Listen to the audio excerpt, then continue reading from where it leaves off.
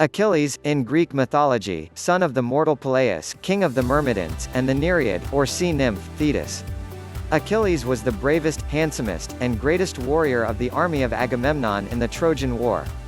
According to Homer, Achilles was brought up by his mother at Theia with his inseparable companion Patroclus.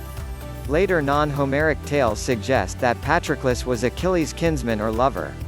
Another non-Homeric episode relates that Thetis dipped Achilles as a child in the waters of the river Styx, by which means he became invulnerable, except for the part of his heel by which she held him, the proverbial Achilles' heel.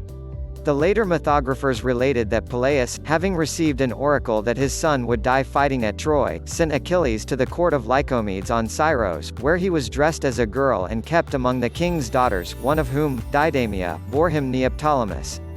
Hearing from the soothsayer Calchas that Troy could not be taken without Achilles, the Greeks searched for and found him. During the first 9 years of the war, Achilles ravaged the country around Troy and took 12 cities. In the 10th year a quarrel with Agamemnon occurred when Achilles insisted that Agamemnon restore Chryses, his prize of war, to her father, a priest of Apollo, so as to appease the wrath of Apollo, who had decimated the camp with a pestilence. An irate Agamemnon recouped his loss by depriving Achilles of his favorite slave, Briseis. Achilles refused further service, and consequently the Greeks floundered so badly that at last Achilles allowed Patroclus to impersonate him, lending him his chariot and armor.